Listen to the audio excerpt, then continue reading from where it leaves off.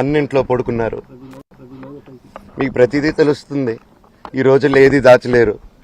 మరి ఇంత క్యారెక్టర్ అసాసినేషను నేను చేయని దానికి చేశారు అని, నా భార్య వచ్చిన తర్వాత నేను చెడ్డోడినయ్యానని, అదే వాళ్ళ తల్లిదండ్రులు ఉండుంటే గమ్మునుంటారా అండి? ఈరోజు నేను గమ్మునుంటే ఎలా అండి? తనకి తల్లి అయినా తండ్రి అయినా అన్ని నేనే అండి. ఈరోజు తను వాళ్ళ ఇంట్లో ఆధారపడదు, నేను మా ఇంట్లో ఆధారపడను. నేను నా సినిమాలు చేసుకుంటున్నాను. తను సొంతంగా ఒక టాయ్ కంపెనీ పెట్టుకుంది. లాక్డౌన్లో నా అహం బ్రహ్మాస్మి సినిమా మా ప్రేమ కోసం ఆపేసినప్పుడు నిర్దాక్షిణంగా నేను చెన్నైకి షిఫ్ట్ అయిపోయి ఈ ఊర్లో వద్దని మేము అక్కడ కూర్చొని, నేను మనోజ్ నువ్వు బొమ్మలు గీస్తావు కదా, కథలు రాస్తావు కదా, బొమ్మలకి ఆత్మనిర్భర్ అని నరేంద్ర మోడీ గారు ఇది అనౌన్స్ చేశారు. ఈ బొమ్మలు నీకు బొమ్మలు ఇష్టం, పిల్లలు ఉన్నారు, మనమే క్రియేట్ చేద్దాం బొమ్మలు అంటే, లాక్డౌన్లో నేను డ్రాయింగ్లు చేసి కథలు రాసుకొని నా ఫ్రెండ్స్ దగ్గర కొంచెం అప్పులు చేసుకొని మేమే పెట్టుబడులు పెట్టుకుంటూ, నా ఫ్రెండ్స్ కూడా పెద్ద కష్టపడి వచ్చిన వాళ్ళండి. వాళ్ళకున్న కొంతలో నాకు పంచుకుంటూ మమ్మల్ని కాపాడుకుంటూ ఒకరినొకరు కాపాడుకుంటూ నిలబడి ఈరోజు మనీని నిలదొక్కున్నామండి. నేను నా భార్య, తను కష్టపడుతుంది. ఇప్పుడు కాశ్మీర్ నుంచి కన్యాకుమారి వరకు ఓన్లీ తను నేను ఇంకొక 3-4 కలిసి దీన్ని ఇంత దూరం తీసుకొచ్చామండి. ఈరోజు నేను మళ్ళీ సినిమాలకు వచ్చేసాను. అందుకే ఈరోజు నేను నిలబడపోతే ఇది నా పిల్లలకి చెప్పేది కరెక్ట్ కాదు, ఎవరికి కరెక్ట్ కాదు.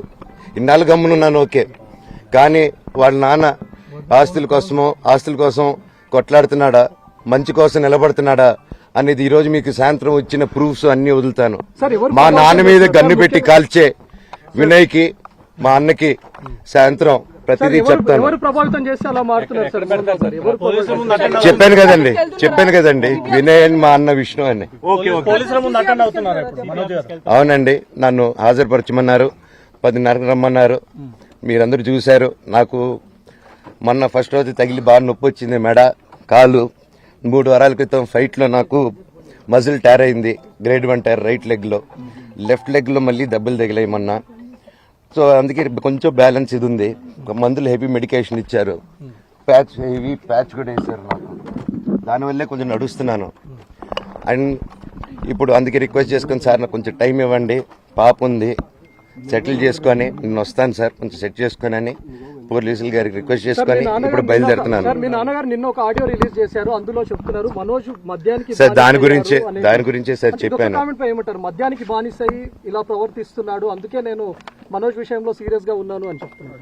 సార్ మద్యానికి బానిసై ఎవరిని కొట్టాను సార్? నా పిల్లల్ని కొట్టానా, నా భార్యను కొట్టానా, మా అమ్మని కొట్టానా, మా నాన్నని కొట్టానా?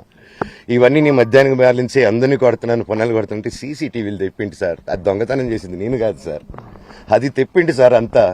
అప్పుడు మాట్లాడదాం సార్ మనోజా ఎవరా అని.